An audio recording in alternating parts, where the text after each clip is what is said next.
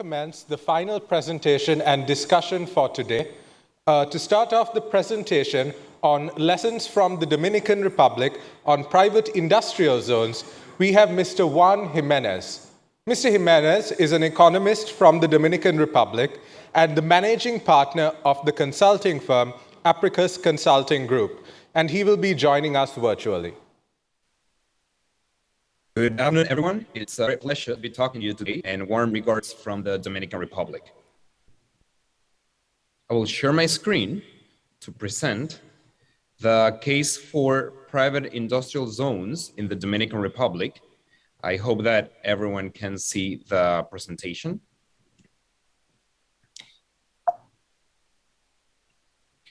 So for today, I shall present to you first some general information about the Dominican Republic, and then see the past and present of free trade zones in the country, and then a case study of an industrial park.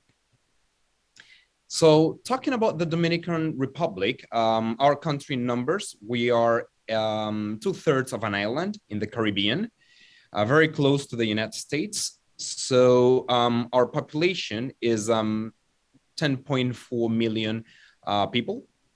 Pre-COVID, with a GDP per capita of $8,500. That's not PPP, that's current dollars. We've had an average growth rate of the GDP per capita of almost 11% for the last almost 30 years. We are a very open economy. Our imports plus exports would be 51% of the GDP. And we are a service economy. More than almost 2/3 of the GDP comes from services, but 1/3 would come from both industry and agriculture. We're a very stable country with a lot of political stability, no tourism, very little violence. We would be 5th in Latin America. And we are the country with the highest GDP per capita growth and GDP growth for the last 6 years. So it's not only that we have a very good average for the last 30 years, but also in recent years, you can see that we have a higher GDP per capita than Panama, for example, that is a very dynamic country in the region. We've had a change in the country. In the 70s and 80s, we had an economy that would be very dependent on import substitution strategy and agricultural exports. So that was the description of the country for the 70s and the 80s. Of course, in the 80s, we had the debt crisis that happened in almost all Latin American countries. So in the beginning of the 90s, we took advantage of the crisis. It was very tough. We even had a double-digit inflation, negative GDP growth in 1990s. So we took advantage of that crisis to promote certain structural reforms that ended up being very successful. And we adopted an export promotion strategy, both in services, tourism, and in goods would be the free trade zones. And since those reforms, we've had very high economic growth with price stability, and we've seen a reduction in poverty and an improvement in almost all social indicators. Our export basket has changed. You can see that since 1990s, we've grown a lot in the services, not so much in agriculture. You can see the yellow share in here, but it's interesting to see that if you see the blue ones, those are electrical equipment and medical devices. So we've developed a very diversified export basket since we had those reforms in the 90s. So prior to the 90s, we would have almost 70% of our exports would be agriculture. And now most of our exports come from services because of tourism and from the free trade zones regime. This is our product space. I don't know if you're familiar with this visualization. So what you can see is how our export basket has been changing. If you see here, the green ones, these are the garment industry. The yellow would be agricultural exports, and the blue ones that you would see in the left appearing, those would be both electrical equipment and medical devices. So let's see how we've changed. That was the product space in 1995. You can see that we've developed these two big circles that are blue in here. Those are electrical equipment and no. All right, so that should be not 1995, but 2012. And this is the most recent one. And you can see that many colors. So we've developed the chemical industry, which is the purple in here. We've developed the medical devices. We'll talk about that later. So free trade zones, we have in the country 79 industrial parks, world-class service and infrastructure. We have public parks, private parks, mixed administration. And in these parks, we've received many awards, such as best free trade zone in the Caribbean, in Latin America. So this has been a very successful concept that we have developed here. So right now, most of our companies are established in private parks. So you can see in here that 50.1% of all the companies that are located in the free trade zone regime are in private parks. Then we would have public parks, only 15.7%, 11.4% in mixed, and special zones, almost a quarter. And we have special zones for services and for certain agricultural exports. But as you can see down here, most of the parks are private. So this is a very private sector industry that, that we have. We have industrial parks almost everywhere in the country. That is a map of the Dominican Republic. And where you see these dark blue, those are the provinces in which we have industrial parks. And only in certain parts of the country that are at near the border with Haiti, we don't have parks. The reason being that they are not connected to a very good port. And that's why it's not very feasible to have industrial parks, because most of the companies that are in these free trade zones, they are exporting companies. So they are part of a global value chain in which we import inputs mostly from the United States, and then we process those inputs and we send parts of a, let's say, a medical device and electrical equipment. As you can see, this is a sector that has been growing quite a lot throughout the years. So in the 90s, we had a very high growth, mostly garments. Then at the beginning of the 2000, we had a decline because we lost competitiveness relative to Asian countries. And then since 2009, these new sectors, mainly medical devices and electrical components, they've grown quite a lot. And that has, let's say, given a new life to the sector. As you can see, 10 years ago, we had 48 parks. Right now, we have 79 parks, which is a growth of almost 50%. So this has been a very dynamic sector in recent years. In companies, we've seen quite a high increase from 555 companies to 734 in 2021. And we have almost 200,000 people working directly in the sector with accumulated investment of almost $6 billion. Right now, we have more than $7 billion in export. That would be second most important export after gold. Again, 79 parks and 734 companies last year. In terms of what we export, so we are currently exporting to more than 129 countries and 1,744 products. This is pre-COVID at the beginning of 2020.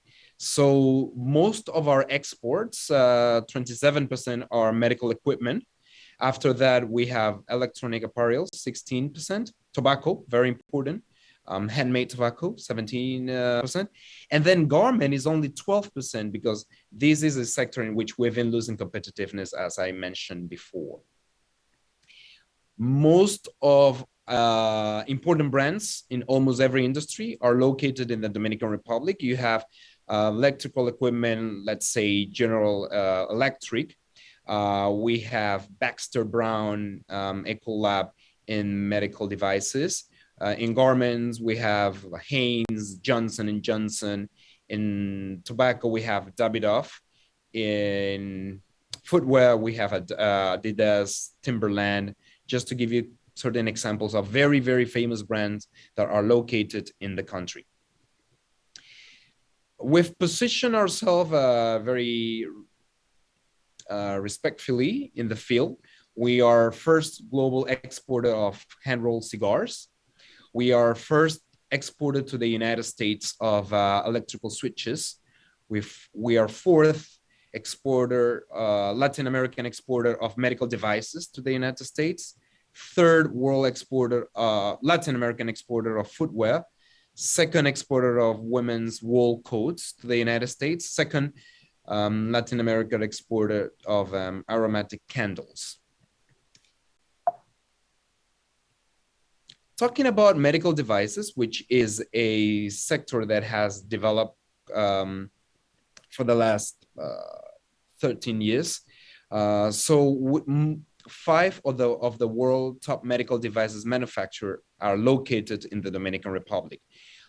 Our products include ostomy appliances, surgical drapes, electromedical instruments. So not only garments for the medical device sector, but also certain instruments that they use. Within the free trade zones, right now we are developing a subsector for services. As you can see in here, we have a very successful call center and business professional operators in the country. In the services, call centers and BPOs are 50%. Logistic services, that's something that we are investing quite a lot recently. We want to be a hub in the Caribbean. And those would be the two most important ones, technology, industrial services, and other services with smaller share. In call center and VPO, we have taken advantage of the Dominican diaspora. We have many Dominicans living in the United States. I would say about 1 million Dominicans in the United States. Some of them have seen the growth and success of the call center and VPO sector. They pay reasonably well. And that's why, since they can speak English, they have relocated in the Dominican Republic because they can have a good job here. In terms of what has been the, let's say, key advantages of the Dominican Republic for foreign companies to establish here. So we have very, very generous tax exemptions. I'll talk about that later. We have excellent infrastructure because they are private provided. So within the industrial park, the operator of the industrial park, they have to invest in very good infrastructure. So they don't rely on government funds to invest in that infrastructure. So it's a real estate business. We have preferential access to both the United States and the European Union markets. That helps a lot. Proximity to the United States, we're taking advantage in recent years of the market share that needs a very, very rapid response because of e-commerce. So we are the country that is with Mexico the closest to the United States. So just-in-time industry has given us certain advantage because we can produce in a day, and that would be in the United States in less than 3 days. So that coincides with the time that most e-commerce platforms use. We have very legal. We are a very legally stable country, so we haven't changed the legal regime for the free trade zone in 30 years. And very important, we have a very good public-private dialogue in which the government quickly respond to private sector needs, let's say permits, lobby in the United States. So that helps a lot. I'll talk about that later. So in terms of tax exemptions, we have 100% exemption of income tax, value-added tax, tariff, certain selective taxes such as insurance, fuel, assets, patrimony. So once firms locate here, they have 100% tax exemption for 15 years, in which we cannot change that. But most of the time, we just, after the 15 years, we renew the tax exemption. But for 15 years, even if we change the legislation, we have to respect those years for which the company have these tax exemption. The institutional framework, there is a public-private committee, which is the supervisor and regulator of the sector. So we have the Council for Free Trade Zones, which is in charge of approving new parks, establishing firms under the free trade zone regime, including the tax exemption. It's a coordination body of the government, so it also coordinates government response to private sector needs, and it also coordinates promotion of the country in international forums. So let's say that this committee is the one that responds to investment in which there is economies of scale. It has 5 members of the public sector, Minister of Finance, Minister of Industry, and also 5 members from the private sector. So in the industrial parks, as I said before, this is a real estate business. So they invest in all the basic infrastructure within the industrial park. They also give services to the firms, such as payroll services, administrative services. So firms locate in the park, and it's kind of a cost unit for multinationals. FDI promotion, so the government, through the National Free Trade Zones Council, they promote the country in specialized fairs, magazines, articles, but the country, not an industrial park in particular.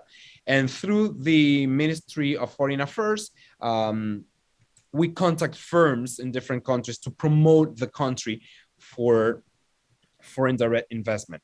But then industrial parks, there is a very big competition within the industrial parks, and they compete for big companies. So once we get, let's say, an important company to come to the country and consider the Dominican Republic for investment, then we bring the executives to the country, and the industrial parks arrange their visits and their offer and negotiation. Foreigners living in the country, of course, we have hiring limits. Companies can only hire 20% of their payroll, foreigners, but most of the employees in the free trade zones are Dominicans. I would say 97% of employees, including in managing positions, they're Dominicans. Companies can get work permit for their employees. Let's say they want to bring a CEO from their home country. They get the permits usually 60 to 90 days. And once they get the permit, they get the visa and they can stay for as long as needed. no limits to exchange rate conversion, money repatriation, travel, so on and so forth. Spillovers to local companies. So we have many Dominican companies managing the industrial parks. So most of the industrial parks are owned by Dominicans, but most of the firms, especially most of industrial firms, are multinationals. We have Dominican firms only in services and agricultural sector. Spillover, we have some local companies that give services to the companies located in the free trade zones. In terms of supply, we have to admit that most of their inputs are imported. So we have very limited backward linkages because multinationals are part, so they are a very large value chain in which the, let's say the headquarter in the United States, so they negotiate the suppliers of the different subsidiaries that they have in different countries. So in here, they only do certain parts of the process, of the industrial process, and then they export that to the United States or other countries for another value added, such as finishing services, so on and so forth. So that's why there's very limited backward linkages. We also have very limited entrepreneurship. Very few employees from these firms end up establishing their own firm. This is different, let's say, to Guatemala. In Guatemala, many foreign companies abandoned Guatemala because they changed the legislation. So in the garment sector, they developed many local firms to supply the previous employer, but that hasn't happened in the Dominican Republic because multinationals stay here, except for the garment, for the loss in competitiveness that we had in the beginning of the century. So I would finish with a case study of a new industrial park. My firm did the pre-feasibility study for the most, let's say the biggest industrial park that is being about to be developed. And I think this is important because this can give you certain information about the private version of this business. So this is a new industrial park that would be located near Caucedo Port. Caucedo is the most important port in the country. So this would be the biggest industrial park in the country, 4.9 million square feet, of which 40% would be basic infrastructure. Most of the industrial parks are 30 to 40% basic infrastructure, and the rest would be industrial units. So we're planning to have 60 units of an average area of 55,000 square feet each. Some companies hire 2 units, 3 units, but we rent each unit of an average 55%, but of course, we build the units in accordance to the needs of the client. This is a high-end industrial park. Most of the companies we are expecting would be in the medical equipment and electrical component, because these are the firms that require the best services, but also these are the firms that pay the highest rent. They pay a rent of 9.5 cents annually per square feet. Garment companies pay usually 6 to 7 US cents per square feet. Footwear would pay 6 to 7 as well, and agriculture would be even less. So capex, this would require a $44 million initial investment in both the land and the basic infrastructure. And the units, you only build the industrial units once you have a contract with a firm. So let's say that you have a contract with Haynes, for example. They would require their technical description of the unit, of a certain height, a a certain temperature, certain distribution of the area. And once you have the contract, you hire an engineering company, and that would take 3 to 6 months on average of construction time. But you don't build unless you have a contract. In terms of income and OPEX, as early as in the third year, once you have about 4 units that rented, your EBITDA turns positive. This is normal because this is a high capital intensive investment. So OPEX is normally very low. Equity holders would receive a positive dividend in the 12th year. So in the first 40 years, we calculated an IRR of 12.8%. This is reasonably well in this country, and with an NPV of 37 million in the first 40 years. And we have these very good numbers because most of the parks are already full capacity. So if we add up all the industrial parks in the country, we have 98% of land already hired. So we have many companies visiting the country, and they don't get a unit because parks are overwhelmed. So this is why these investors saw an interesting opportunity, and this is why we're getting a very, very high IRR in this context. Most of the income comes from unit rents, 90% of the income. Of course, you also give services to these companies, payroll services, hiring services, admin services, but you do that not because of the income, but as a way to get companies, because they, especially multinational companies, they don't want to deal with Dominican labor law and regulations, so they hire a service company that would do everything for them.